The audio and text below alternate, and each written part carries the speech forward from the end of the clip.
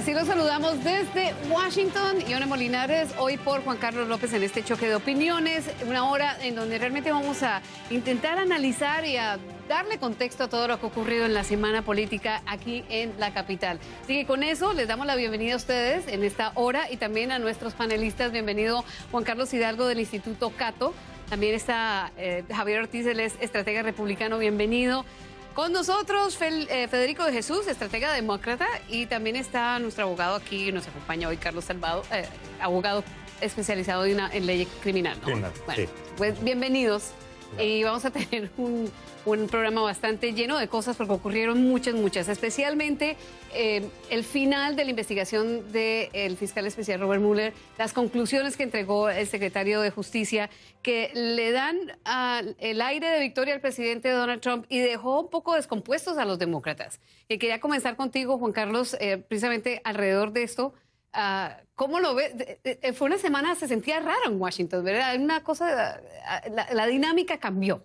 Bueno, la bomba que muchos esperaban que iba a venir en ese informe al final no se materializó, lo cual decepcionó a los demócratas. Yo creo que todavía había alguna esperanza dentro de círculos demócratas de que hubiese algún arma humeante dentro del informe que mostrara colusión o conspiración con Rusia en la campaña de Donald Trump y que tal vez se prestara para poder iniciar un juicio político contra el presidente. Recordemos que hay muchos demócratas allá afuera que consideran que el presidente es ilegítimo, que él ganó las elecciones únicamente por la intervención del Kremlin en la campaña del 2016. Así que quedaron con las manos vacías en ese sentido.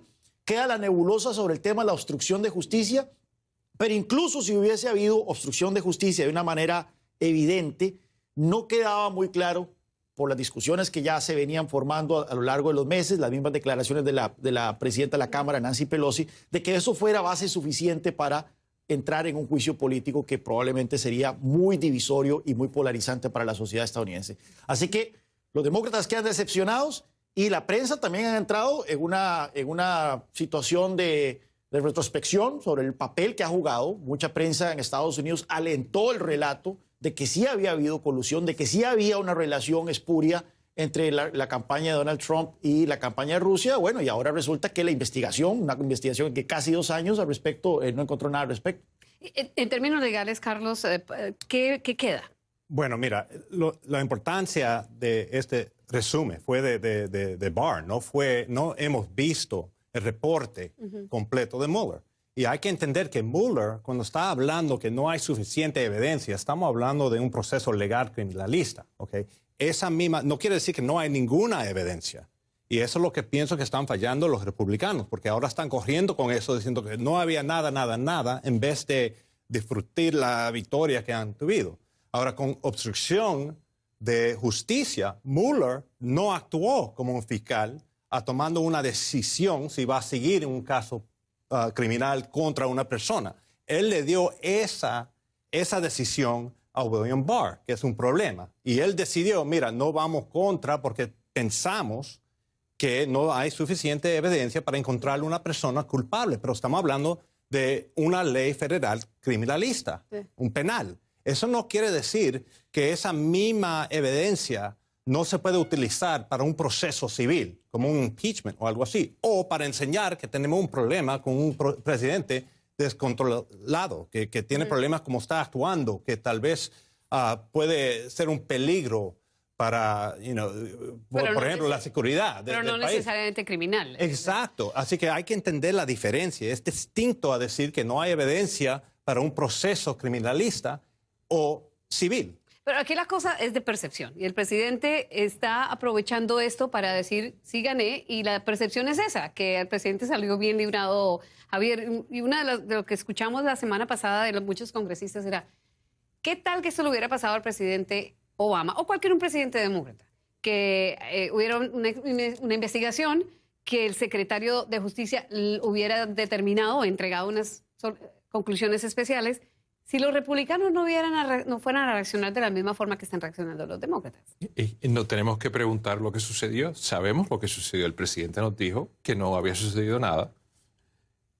Y por los pasados 2 años, después de $50 millones, miles de entrevistas, al final el papel dice lo que dice. Aquí no sucedió nada. Eso no dice el papel. Eso es lo que dice el papel. Podemos Eso es lo que dice interpretar. William Podemos Barr dice eso. El Barr mismo dijo que no se exonera al presidente. ¿Dónde en el papel dice Pero que esa es no la se exonera? obstrucción de justicia. Y precisamente por eso, todas las cosas que el presidente dijo, colusión no lo hubo, la campaña no tuvo colusión con los rusos, pues precisamente eso es lo que dice el papel. Todo lo demás es interesante, pero es una conversación de lo que hubiese podido pasar, pero nosotros sabemos lo que pasó. Y lo que pasó es lo que el presidente dijo. El papel dice exactamente lo que el presidente dijo. Aquí no hubo colusión entre la campaña y los rusos. Eso no es lo que dice el papel. William Barr hizo un resumen diciendo que no hubo evidencia suficiente para llevar cargos criminales sobre la conspiración y que sobre la obstrucción, él no le dejó la decisión al secretario de Justicia. Él dijo que él no iba a tomar decisión. ¿Por qué? Porque usualmente es el Congreso el que asume esas decisiones. Pasó con Watergate, que se le envió toda la evidencia sin ni siquiera recomendaciones. Y ahí fue que decidieron que querían residenciar. En este caso no hemos visto ni el informe y el secretario de Justicia se abrogó poderes que el mismo presidente del Comité Jurídico del Congreso dice que le pertenecen a él. Y fue alguien que nombró el presidente. Entonces, si no vemos el informe, no vemos la evidencia, ¿cómo el Congreso puede juzgar? Yo estoy de acuerdo con lo que dices, que mira, ya salió, no hay colusión, está bien, pero hay otra parte de lo que dicen las cartas de William Barr. Y lo que dice es que Mueller dice, mira, aquí no estoy diciendo que es culpable Trump de obstrucción de justicia, pero tampoco estoy diciendo que es inocente. Esa decisión, si vamos a seguir en ese caso, se la voy a dar a William Barr. Eso es lo que sucedió. Así que diciendo que, mira, no hay nada, es el fallo. Yo estoy con usted al principio. No hay colusión, está bien. Eso El presidente dijo no hay colusión desde cuando empezó la investigación. Él dijo, esto es una investigación que no tiene base porque aquí no hubo colusión. Eso es lo que dijo el presidente. El papel dice, aquí no hubo colusión. Sí, eso es correcto, dice otras cosas y dice todo eso, pero tú lo estás minimizando. Obstrucción a la justicia es un crimen. Pero la premisa de la investigación, el presidente dijo que no existía. Y el papel dice que la premisa de la investigación no existía. Correcto que... El papel no dice que no existía. De hecho, dice que Rusia sí intervino en las elecciones. Dice que no hubo evidencia suficiente para procesamiento, pero no hemos visto todos los contactos inapropiados, toda la inteligencia que hay en ese informe que no ha visto el pueblo americano. Federico, para que estemos claros, nadie está hablando de que si Rusia intervino o no, porque ya eso se estableció. Ellos mismos han dicho, nosotros hemos hecho muchas cosas. Y de hecho, el fiscal Mueller acusó a 16, 17 rusos sobre eso. Esa no es la pregunta. La pregunta es, el presidente mintió cuando dijo que no hubo colusión. Y la colusión no es un crimen, eso no era lo que se estaba investigando. Yo creo que entre más rápido se pase la página... cuando el voto a Comey. Entre más rápido se pase la página, mejor. O sea, que salga el reporte. Que salga el reporte. Yo creo que todo el mundo quiere que salga el reporte. El presidente quiere que salga el reporte. El secretario de Justicia no se ha comprometido con Los demócratas quieren, los independientes quieren. Entonces, que se haga público el reporte. Si hay alguna duda... ¿Tú estás cómodo? Espérate. ¿Tú estás cómodo con que no salga el informe? Eso es interesante. Espérate, a ver, si hay alguna duda sobre lo que dice el reporte, que se llame a testificar a Mueller, se ha contemplado esa posibilidad. Pero yo creo que no va a llegar a nada esto. O sea, sinceramente, ya estamos claros de que el crimen que estaban esperando alguna gente para que sirviera de base para un juicio político para el presidente no va a estar ahí. Y yo creo que entonces, no hemos visto los demócratas tienen ya su plato. Pero Federico, no sigas hablando de lo que dicen los demócratas. Vamos a hablar. No estoy hablando de los demócratas, estoy hablando de un informe que ninguno de nosotros cinco ha visto. Estamos especulando. Mira, una obstrucción de justicia es porque un detective o alguien está tratando de averiguar si hay un crimen sí o no. Así que para decir, mira, yo puedo hacer una obstrucción de justicia porque no va a ser un crimen. Eso es ridículo. El problema fue que él estaba afectando personas, no hablar para ver si había un crimen. ¿Me entiendes? Eso aparte de lo que estamos hablando. Ahora, yo estoy de acuerdo, vamos a cambiar la página y todo. Y yo prefiero que no suelten el reporte completamente porque yo pienso, demócratas empiezan a hablar, pelean de todo, republicanos solamente van con Trump. Trump no se puede quedar tranquilo. Él gana el domingo y entre 2 días ya tiene otro problema. Estoy viendo una encuesta donde le preguntan a la gente qué lugar de prioridades está para ellos la investigación rusa. Y está por debajo de como 17 otros temas. Ahora bien, era de interés nacional dilucidar si hubo colusión o conspiración entre Rusia, una potencia agresiva, que alguna gente percibe como enemiga de Estados Unidos, y la campaña de la persona que terminó eventualmente ganando las elecciones. Era de interés nacional. Pero ahora que ya salió eso a la luz, pero es que no ya ha salido vemos el informe, como que pero ya sabemos que no hubo conspiración, ¿Tú has visto el que no informe? hubo colusión. Ya sabemos que no hubo. ¿Tú has visto el informe? ¿Usted cree que Barr hubiera salido a decir eso si en verdad el informe no decía Como no lo hemos visto, no sabemos. Él escribió un memo diciendo que no se puede obstruir justicia, lo nombran, Federico, sacan... estamos, Perdóname, Javier, sí, el pero presidente estamos diciendo lo votó mismo. al secretario de Justicia porque quería tapar... Estamos diciendo lo mismo. Estamos diciendo ¿Tú lo quieres mismo. que salga público? Hasta el presidente ha dicho que quiere El que salga. secretario de Justicia no se ha comprometido con eso. Aquí hay un punto muy interesante, porque aunque el presidente dice que quiere que salga el reporte, la gente que sabe de las cosas legales dice no se puede sacar ese reporte eso porque no es hay... verdad. Como abogado, yo le dijera, no. En el caso de Watergate, espérate, pero es que hay precedentes, esto no lo estamos inventando. En el caso de Watergate fue del gran jurado directamente al Congreso, no al público, al Congreso para que vieran las conclusiones. Y fueron los mismos republicanos que fueron a Nixon y le dijo, tienes que renunciar, pero hay que ver la Pero evidencia. la época era diferente, estamos hablando de Ahora es más leyes rápido por diferentes. email. Y también No, el pero- trabajo del mismo fiscal especial era un poco diferente. Pero Claro, ese es el punto. lo que pasó fue que le dio un poco más de espacio al presidente, indiscutiblemente, para poder hacer muchas cosas, entre ellas Obamacare, y ese es nuestro próximo tema. Cuando regresemos, miren qué rápido se está yendo esta hora de Choque de Opiniones. Ya regresamos. Obamacare is a disaster. Obamacare es un desastre, es muy caro, la gente no puede pagarlo y el deducible es horrible. Las pólizas cuestan mucho y el deducible es horrible. La única diferencia entre ahora y la administración anterior es que nosotros estamos administrando Obamacare muy bien. Nosotros lo hicimos mejor, pero aún es horrible. Bueno, ahí está el presidente Donald Trump abriendo un nuevo campo de batalla de cara a las elecciones de 2020. Y la gran pregunta, Javier, es si el presidente, al abrir esta caja de Pandora con Obamacare, no le entregó el tema clarísimo a los demócratas en plato de oro, sabiendo que eso fue parte del tema que los impulsó y les dio la mayoría en la Cámara de Representantes.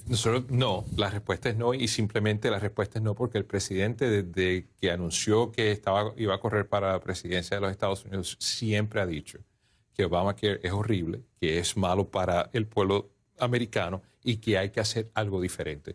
No me extraña y no le debe extrañar a nadie que él hoy dice lo mismo que dijo en el 15, en el 16, en el 17 y en el 18. Y que lo va a seguir diciendo porque sabemos con números que lo que se paga hoy por lo que se llama Obamacare es totalmente una cantidad de dinero que mucha gente no la puede pagar. Sí. Y que la diferencia, que tratar de que el gobierno le ponga impuestos a la gente para cambiar esto, hay que cambiarlo. Esto es una discusión muy tramposa para el presidente. Sabemos que cuando se trata de temas de salud, los demócratas llevan ventaja sobre los republicanos. Por percepción. Y han venido ganando relato, al punto que en la elección legislativa pasada los republicanos se dieron por vencidos y abrazaron entusiastamente el tema de prohibir que las aseguradoras discriminaran a las personas que tuvieran condiciones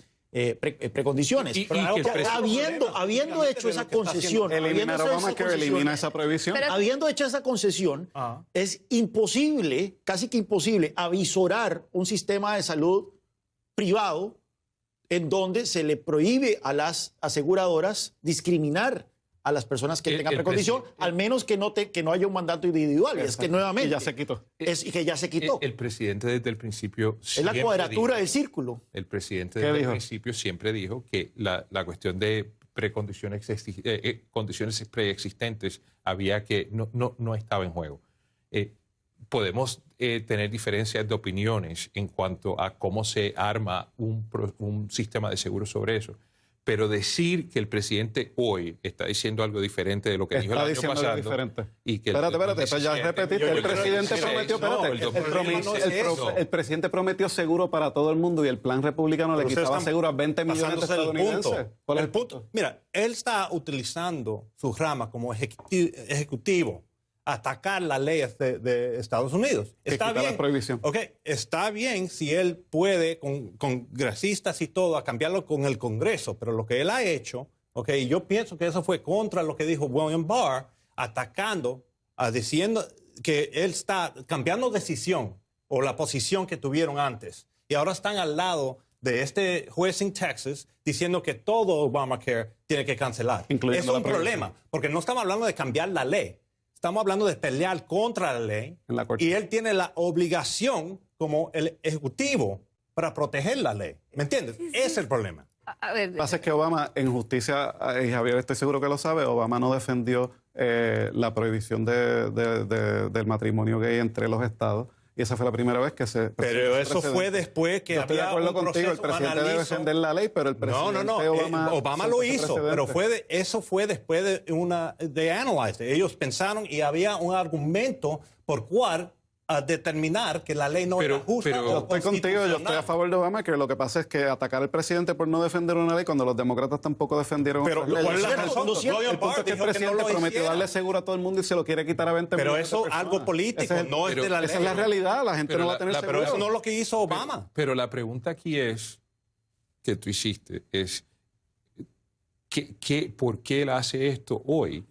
Y la respuesta es que él siempre está diciendo que Obamacare no es lo mejor para el país. El presidente decir eso no es nuevo. En eso te damos el ¿Y dónde punto. está el En eso plan te para damos el reemplazarlo? punto, es cierto. Él siempre ha dicho que Obamacare es malo. La pregunta es cuál es la alternativa. Exacto.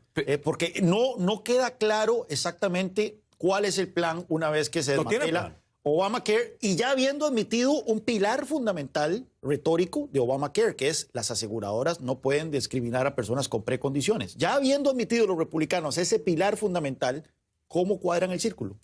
El circo se empieza a cuadrar. El presidente lo ha dicho muy claro. Hay que cambiar el sistema.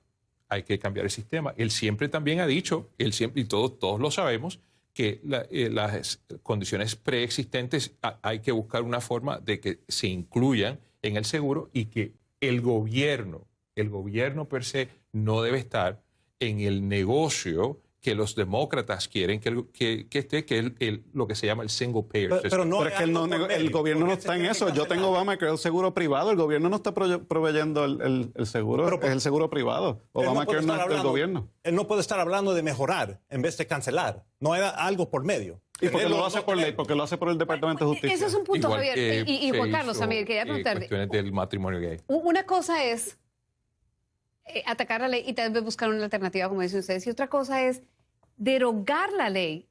Sin alternativa. Es quitarle, la ley en este momento está tan engranada en otras partes de la economía Exacto. que va a ser muy difícil Aquí hacerlo. el problema es que una vez que se crean programas de welfare o de entitlements, como se le dice en Estados Unidos, programas sociales, usted crea ya una clientela que depende de ese programa y por lo tanto eliminar ese programa es altamente impopular. Entonces ya hemos llegado a un punto en donde efectivamente Obamacare fue muy impopular en sus primeros 5 o no sé cuántos años, pero ya después ciertas cosas de Obamacare se volvieron populares y por lo tanto Obamacare siempre fue un castillo de naipes. Usted quitaba un naipe y todo se venía abajo. Entonces el problema ahora que tenemos es que se ha eliminado el mandato individual, que era el que hacía que el sistema tuviera ese sentido bajo esa percepción de que las aseguradoras no pueden negarle seguro a gente con precondiciones. Y entonces, ¿qué va a pasar de aquí en adelante? O sea, está bien, el presidente y los republicanos en ese momento no tienen un plan, pero tienen tiempo, porque recién la pelea comienza. Pero ¿cuál es el plan ahora o cuál debería ser la salida o el ataque de los demócratas? Nancy Pelosi puede traer lo que hubiese sido la legislación de los republicanos y decir, aquí tenemos lo que sería el nuevo sistema. Hay opciones. Que no cubra a todo el mundo, ese es el problema.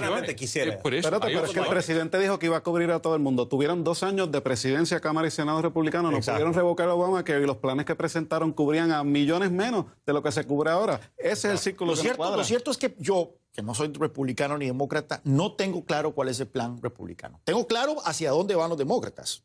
La discusión de los demócratas va desde Medicare para todos, un sistema single payer o expandir Medicare para cubrir más gente, ¿verdad? Que pasar de 65 años a, qué sé yo, 50 o demás y tratar de expandir los subsidios y demás.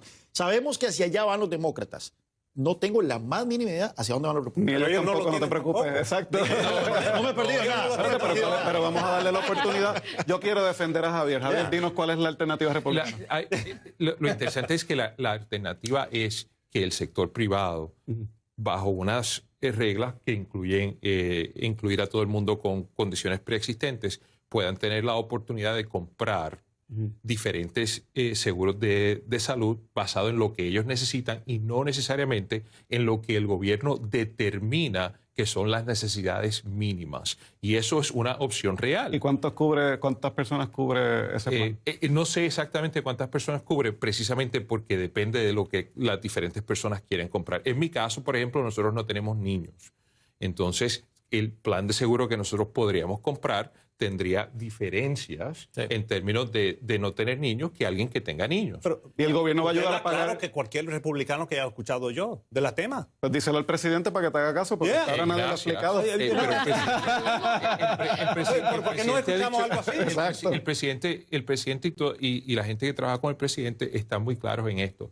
La idea principal de Obamacare de determinar el mínimo de cobertura para diferentes personas sin considerar la situación específica de cada persona siempre ha sido el problema. Eso no es un problema. El problema era que los había ideas no republicanas cosas, que la gente no tenía dinero para pagar y Obamacare los ayuda a pagar. ¿El plan de ustedes los ayuda a pagar?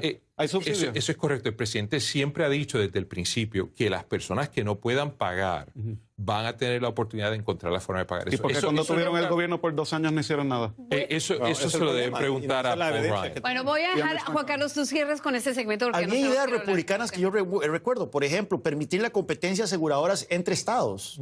Yo no sé qué pasó con esa idea. Que no cubra casi nadie. No la volví a oír. Estaba la idea, por ejemplo, de permitir, más competencia, permitir que la gente pueda tener entonces esta facilidad de escoger los diferentes planes, efectivamente, que el gobierno federal no imponga un solo plan a toda la gente que no cubre sus necesidades o que no necesariamente son cosas que se necesiten y que por lo tanto toda la gente tenga más libertad de escoger. Lo que sí sé es que no están enfatizando mucho ese mensaje. Bueno. Eso es posible. Este tema va a estar bastante largo porque hay que esperar primero a ver si esto llega a la Corte Suprema, hay que esperar cuáles son las propuestas que van a entregar y cómo se va a armar esta nueva pelea de cara a las elecciones de 2020. Puerto Rico fue otro tema muy importante en la semana que pasó. Así que ese será el próximo tema cuando regresemos en Choque de Opinión. Atender el problema de raíz. El problema de raíz es este. Si miras todos los problemas que tenemos en Puerto Rico, ya bien sea el flujo de dinero en la recuperación, ya bien sea la disparidad de pagos en Medicaid que nosotros tenemos, ya bien sean el seguro social suplementario, la falta de Earned Income Tax Credit, la falta de Child Tax Credit, entre otras iniciativas. La raíz del problema es que estamos tratados desigual. Vamos a erradicar esa raíz del problema y entonces podemos edificar de cara hacia el futuro. Un nuevo impulso para buscar la estadidad para Puerto Rico. Y en esta ocasión, lo que se conoce que es la primera pieza legislativa que se presenta para darle la estadidad a Puerto Rico directamente, sin un referendo, sin un plebiscito, sin, digamos, preguntarle a los puertorriqueños qué piensan. Pues ha causado mucha controversia. Hay 2 puertorriqueños aquí en el panel, pero lo más importante, yo asumo que tú estás apoyando a la estadidad. ¿Por qué es tan importante o cuál es tu punto? Yo creo que lo más interesante es que Puerto Rico ha estado en la conversación nacional desde el 2016, cuando la Corte Suprema decidió que Puerto Rico no tiene su propia soberanía, donde se estableció una Junta de Control Fiscal para determinar cómo se iba a lidiar con $120 mil millones de dólares de deuda, para determinar en parte cómo y recomendar al Congreso qué herramientas para desarrollo económico son necesarias. Obviamente Puerto Rico, la economía en Puerto Rico ha sido decimada desde el 1995, cuando el Congreso cambió las reglas de rentas internas. Y Puerto Rico ha vivido en un limbo legal por 121 años. Y basado en eso, pues, Puerto Rico, después de María, pues, Puerto Rico continúa en la narrativa nacional de americanos nacidos en los Estados Unidos que simplemente por vivir en Puerto Rico tienen acceso a diferentes sistemas, diferentes programas y diferentes herramientas que el resto de los americanos tienen en el resto del país. Y basado en eso, yo creo que el gobernador y Darren Soto y el resto de la gente creen que esto es una solución. Hay mucha gente en Puerto Rico que piensa diferente, que esa no es la solución, que hay que hacer la pregunta al pueblo de Puerto Rico y que el pueblo de Puerto Rico debe expresarse si quieren estadidad o si quieren independencia o si quieren algo más o menos en el medio. La realidad del asunto es que no creo que esta legislación va a tener mucho espacio para mover adelante. Yo creo que hay demócratas en la Cámara de Representantes que harían preguntas como, por ejemplo, cómo el gobierno de Puerto Rico podría interactuar con los gobiernos de otros estados cuando la jurisprudencia y los sistemas en Puerto Rico son todos en español. O sea que esto es un tema complicado. A ver. Mira, yo, fíjate, aunque no lo creas, estoy de acuerdo con mucho del análisis que Javier hizo. Fue bastante objetivo, no lo digo por decirlo, es que es cierto. El problema aquí no es si la estadidad es buena para Puerto Rico o no, eso se puede debatir.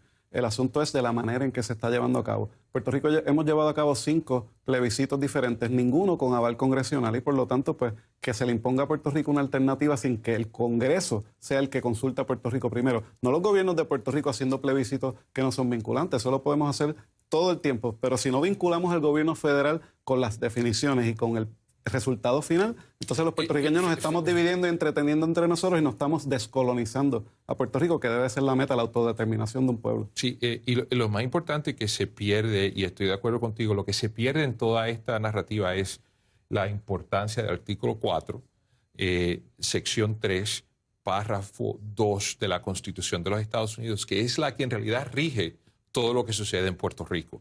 La razón por la que hay una Junta de Control Fiscal, la razón por que los programas... ¿La cláusula territorial?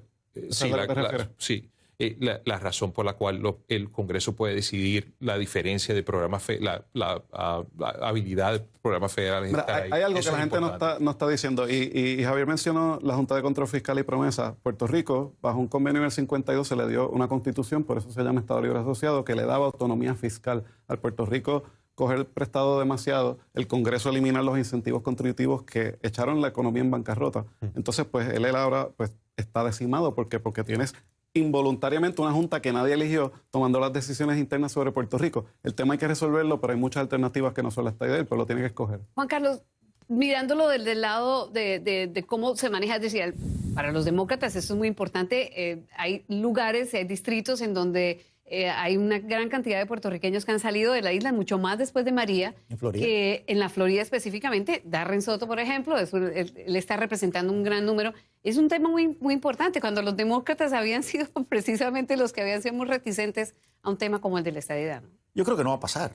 El hecho de introducir 2 nuevos senadores en un Senado que ha tenido un balance muy justo en los últimos años, 2 senadores que muy probablemente serían demócratas. Yo creo que son los republicanos los que más bien tienen un incentivo de no permitir la estadidad. No se va a hacer de una vez, es la primera vez que están intentando hacerlo, ¿no? No se va a hacer de una vez. Hablemos de la habilidad de hacer un Estado en 90 días. Exacto, eso es lo otro que el proyecto tiene, una transición de 90 días no es real. Estamos hablando de un Estado en 90 días con una Constitución que, aunque fue avalada por el pueblo de Puerto Rico, necesitó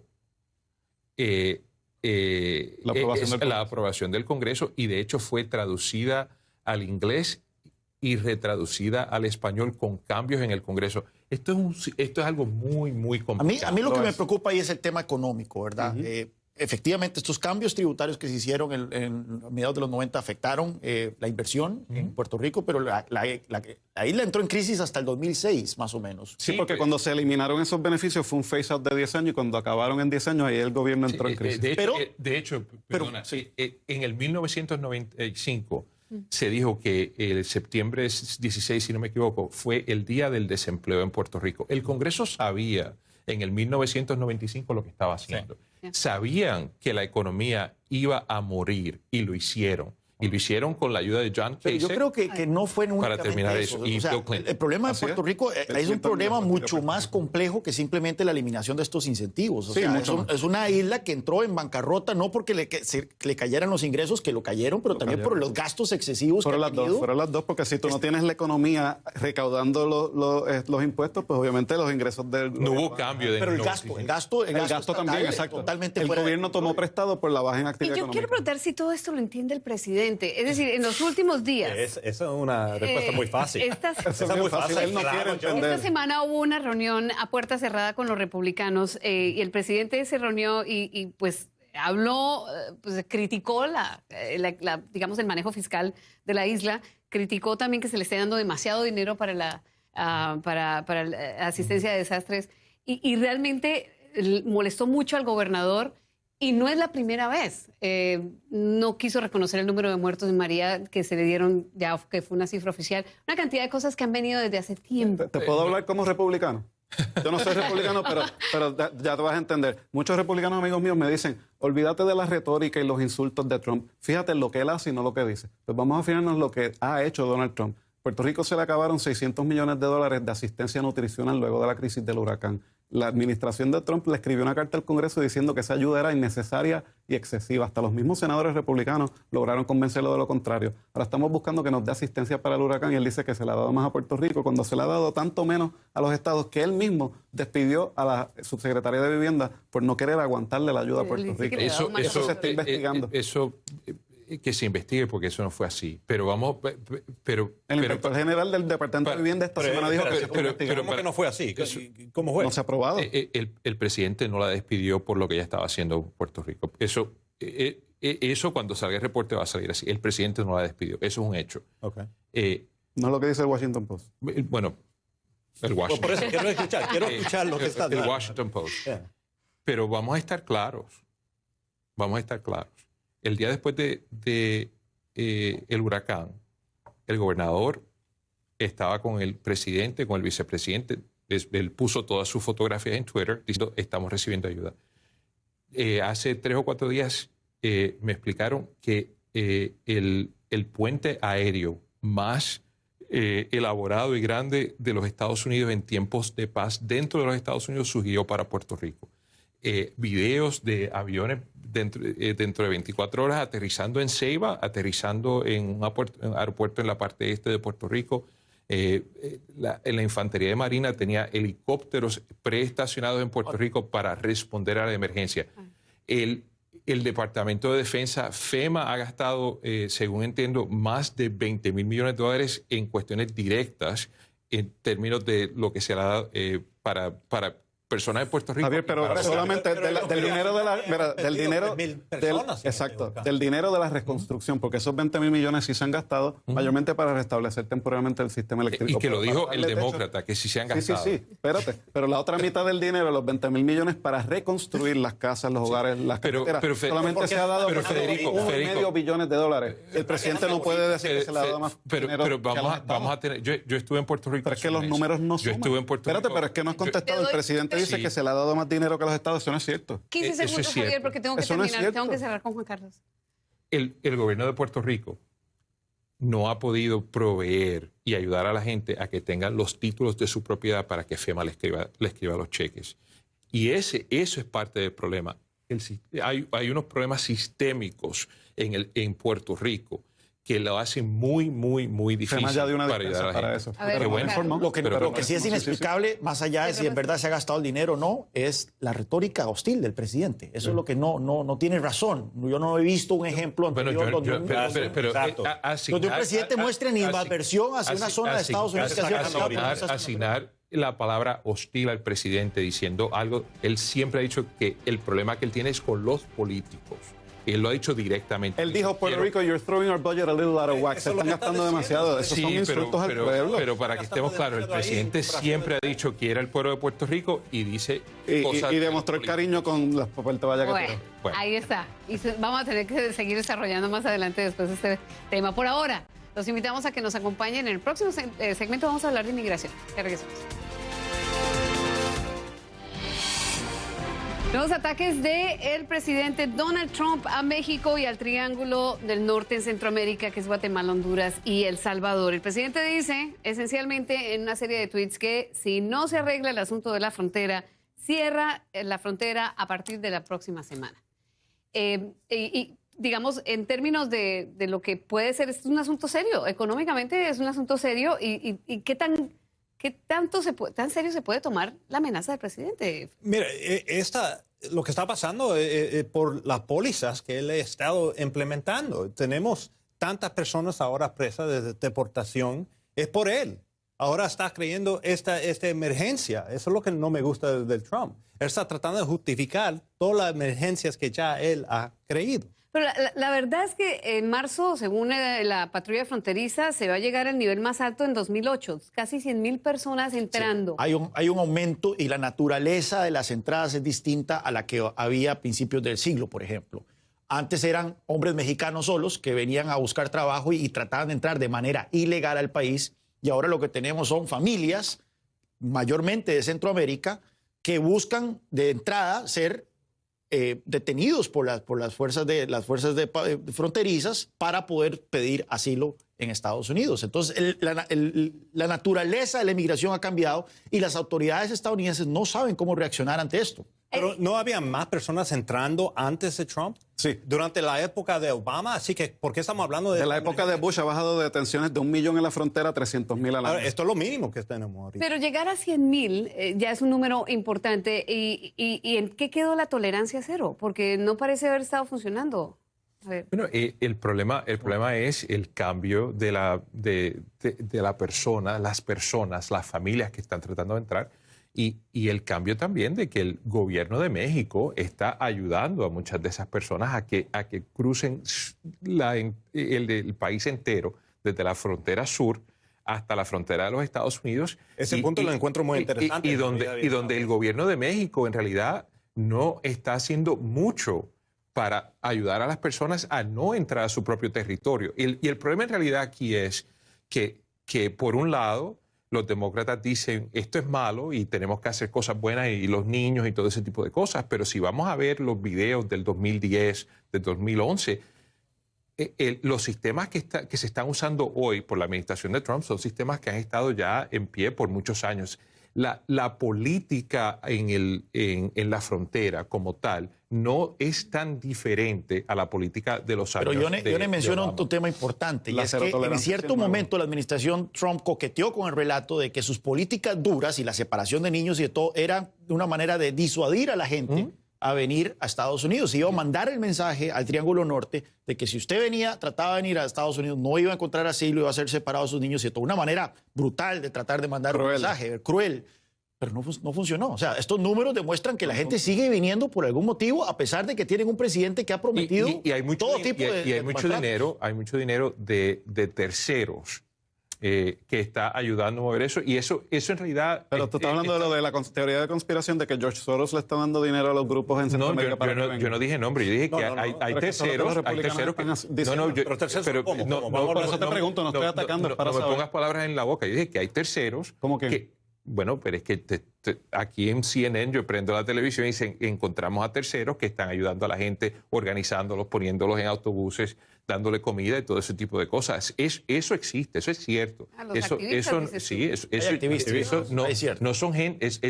no es inventado, esos son terceros, que no son la gente solos viniendo. Hay gente que lo está ayudando. Pero ¿quiénes son y que lo está pagando? Y violencia, ¿no?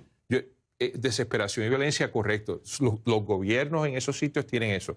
Desesperación y violencia y que el gobierno de México ayude esa desesperación y violencia son cosas diferentes. Pero mucha gente ha criticado a México porque llegaron... Porque no lo está parando, eso es lo que Pero también diciendo. México llegó a un acuerdo con Estados Unidos bajo Trump para que se quedaran los centroamericanos en México y pidieran asilo desde ahí. Según las convenciones internacionales, tú tienes el derecho legal y también bajo el derecho norteamericano de llegar al país y pedir asilo allí. Claro, esa era mi pregunta para Carlos, porque entonces de todas formas el gobierno está básicamente...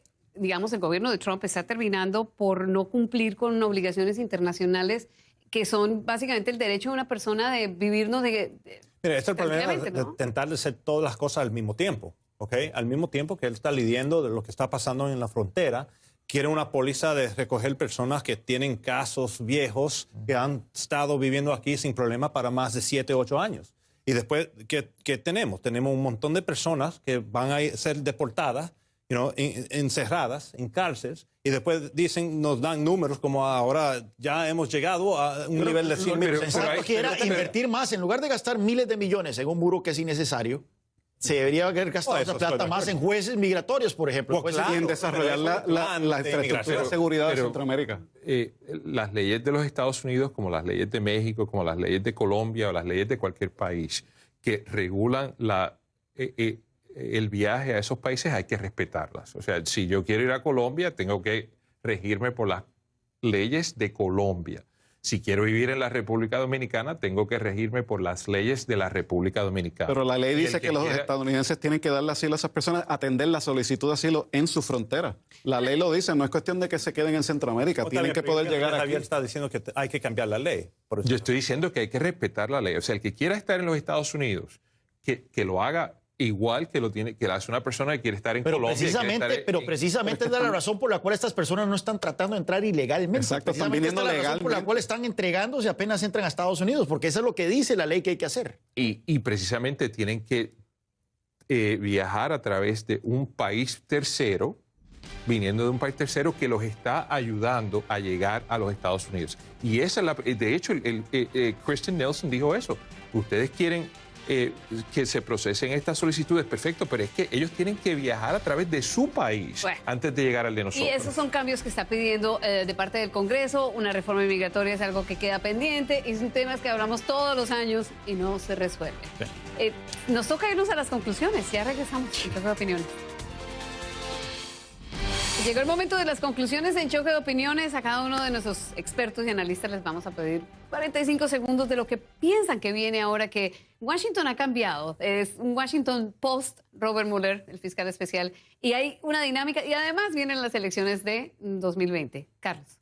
Bueno, voy a hablar de lo que ojalá que hagan, porque el problema, como escuchamos ahora, Dennis Nunes y otros firmaron una carta pidiéndole a Adam Schiff que se retire por toda esta investigación de 2 años que había dicho que iban a encontrar colusión y todo. Eso solamente abre la puerta para más discusión de un tema que pienso yo que deben de turn the page, como dijiste antes, right? Pero ahora, ¿qué es lo que va a suceder? Yo pienso que los demócratas tienen un problema, porque la única pega que tienen entre ellos dos, entre ellos toditos, yo pienso es atacando a Trump. Y antes, para 2 años, era la tema de colusión con Rusia. Así que ahorita yo pienso que vamos a ver un cambio entre el Partido Demócrata, ojalá que van a empezar a hablar más de los temas que deben de importar, en vez de estar hablando de Trump solamente. Difícil, ¿verdad? Yeah, Javier Ortiz. Estamos ya empezando el ciclo electoral. Las elecciones van a ser muy interesantes. Creo que en junio los demócratas tienen su primer debate para exponer sus ideas y de tratar de definir cuál va a ser los temas importantes. El presidente va a seguir hablando de lo que ha hablado desde el 2015. Va a hablar de seguros de salud, va a hablar de la frontera, de inmigración y de seguridad nacional, defensa. El enfoque del presidente es muy claro. No hay que... Eso no va a cambiar mucho. Yo creo que lo que sí va a cambiar es lo que va a suceder con los demócratas. ¿Qué tipo de mensaje sale de los demócratas, especialmente en el primer debate que tienen en junio?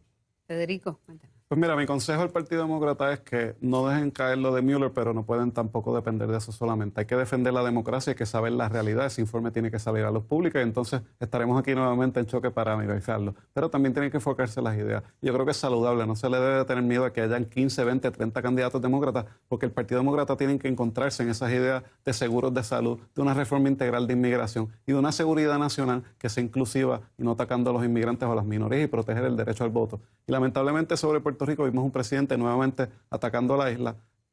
amenazando con que no le quería dar ni un solo centavo más a los puertorriqueños que son ciudadanos de los Estados Unidos, y también vimos personas que quieren imponerle la traga a los puertorriqueños un estatus que no hemos votado. El pueblo fue invadido por los Estados Unidos en 1898 y tenemos derecho a determinarnos si queremos ser Estado, tener mayor autonomía o independizarnos. Eso es algo que el pueblo tiene que determinar y no es para que nadie nos los imponga.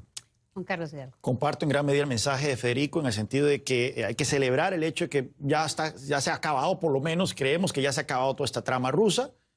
Ahora podemos enfocarnos en las grandes discusiones de este país: salud, migración, seguridad nacional, la economía, que no olvidemos que la economía también es importante, que mantener la tasa de crecimiento, mantener la buena salud del mercado laboral. Los demócratas deberían enfocarse en eso, los republicanos también deberían enfocarse en eso. No podemos negar que tenemos en el presidente Trump la mayor amenaza a la institucionalidad y al Estado de Derecho de Estados Unidos desde Richard Nixon. Entonces tampoco se pueden descuidar las investigaciones que hay en el Congreso, pero no hacer de eso todo el enfoque de la discusión de Washington. Hay que también tratar los temas que le importan a la gente allá afuera en este país. Qué buena discusión, gracias de verdad por habernos acompañado. Ha sido realmente una hora muy interesante y ojalá que haya sido también productiva para todos ustedes. Les agradecemos que nos hayan acompañado desde Washington. Por supuesto, recuerden, Choque de Opiniones, 9 de la mañana con repetición al mediodía. Y también queremos invitarlos de lunes a viernes a que nos acompañen a las 5 de la tarde, hora del este de los Estados Unidos, a Directo USA, todos los días desde Washington con toda la información política y más. Por ahora se despide Yone Molinares, hoy por Juan Carlos López. Hasta la próxima oportunidad en Choque de Opiniones. Entonces.